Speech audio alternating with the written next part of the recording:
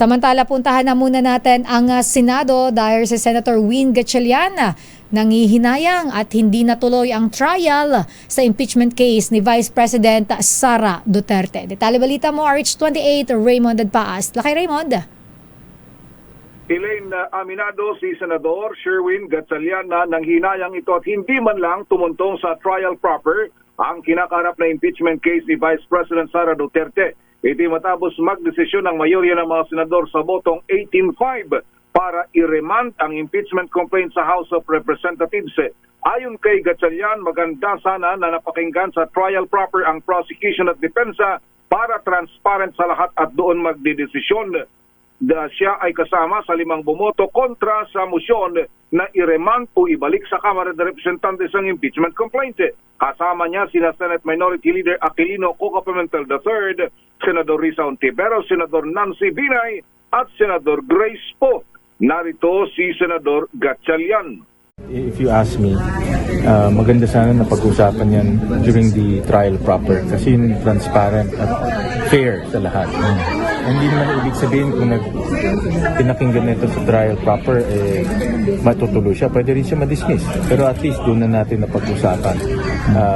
And yun yung proper procedure. Mag-convene na, magkaroon ng trial at ilalabas. Ako naniniwala ilalabas rin ng defense yan. So sana doon na pag-usapan. Ang bahagi ng pahayag ni Senador Sherwin Gatchalian, samantalang Elaine sa panig naman ni dating Solicitor General Florin Hilbay na siyang din ngayon ng Silliman University College of Law. Ang desisyon ng Senado na pag-remand sa impeachment complaint ay nagpapatunay sa political character ng impeachment proceedings. Pagkakataon nito sa Kamara de Representantes na muling pag-aralan ang mga articles of impeachment. Ngunit para kay Hilbay, kung i-reject ng Kamara de Representantes ang pag-remand ng Senado bilang impeachment court, ay walang magagawa ang Senado kundi ituloy ang impeachment trial. Si Hilbay ay nagsilbing sole gen sa panahon ni dating Pangulong Noynoy Aquino. Lakay Raymond, kumusta ang Senado ngayon? Tahimik na after nung kunyari mainit na debate kagabi doon sa plenary. Oh, parang may naghamon kagabi. Muntik nang maghamon. Kagabi ba 'yon? Kunyari lang 'yun. wala namang ganun kasi doon sa botohan magkakasama naman sila eh. Walang minsan wag yun nga yung sinasabi natin na pag ganitong mga pagkakataon para kang nanonood lang ng pelikula. Huwag kang maniniwala agad. Antayin mo yung pagtatapos ng kwento. Dahil ang akala mo yung sa una ay magkaaway, yung pala pagdating sa dulo magkakampi. Ayun. Parang may parang may laman yun. Laki Raymond Okay, gano'n naman talaga. Lahat naman sa buhay natin. Sa bagay.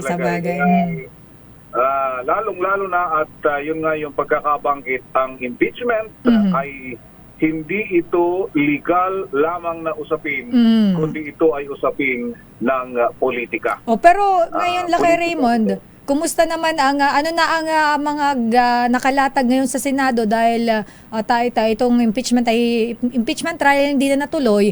Ano na ngayon yung mga ganap diyan sa Senado nakalatag ngayon?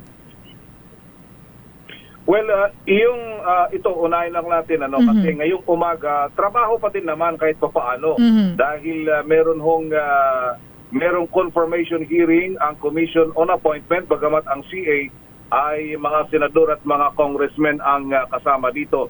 Dahil isasalang nila sa confirmation hearing yung bagong talagang secretary ng Department of ang Department of Human Settlements and Urban Development o DSUD, si Secretary Jose Ramon Ping Aliling.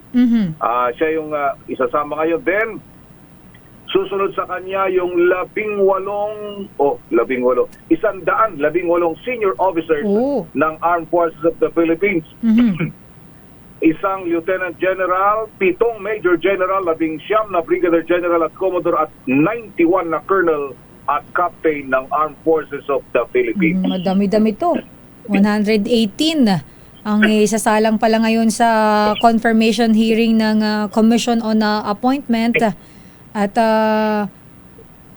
nandiyan pa ba sila kay Raymond? Parang medyo inuubos sila kay Raymond. Lakay Raymond, mukhang nga. Umikot kasi ako doon sa holding area ng mga generals. Kaya nangungulay yung kwarto at napakarami nila dito at naghahanda. Ang ipinagtataka ko ilang mga tauhan ng Kamara nandito na. Nandito yung mga ilang tauhan ng House of Representatives dahil batay doon sa ibinulong sa ating schedule.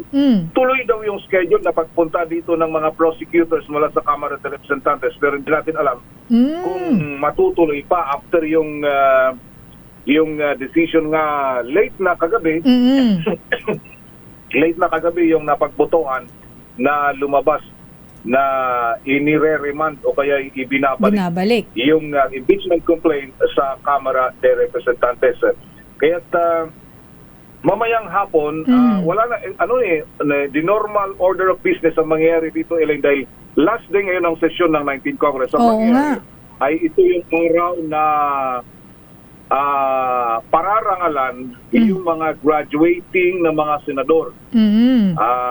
Graduating na senador, Senador Nancy Binay, Senador Cynthia Villar, Senador Grace Poe, at Senador Coco Pimentel. Yan yung mga graduating.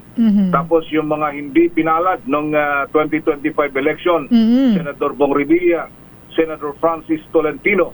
Yan. Sila ay kasama sa pararangalan ngayon at magdi-deliver ng valedictory address itong mga ito. Kaya medyo yun ang atensyon ngayon ng mga senador dahil kumbaga technically tapos na ang usapin ng impeachment complaint dito sa Senado. Alright, abangan natin na yung mga magaganap pa dyan, Laki Raymond. Pero ang tanong, tatanggapin ba ng House yung ibinalik na articles of impeachment ng Senado? Iyon ang magandang tanong dito at kung halimbawang hindi nila tatanggapin, anong mangyayari? Dahil huling araw na ng sesyon ang ngayon. Pero si Senador Amy Marcos naman ay nagsabi kagabi na talagang yung impeachment, usapin ng impeachment ay tatawid pa ng 20th Congress. At yun ay kumbaga nakabitin pa. Wala pa itong malinaw na kinahinatnan kahit na may botohan kagabi na technically ay tinabla ng mga senador yung impeachment complaint laban kay Vice President Sara Duterte.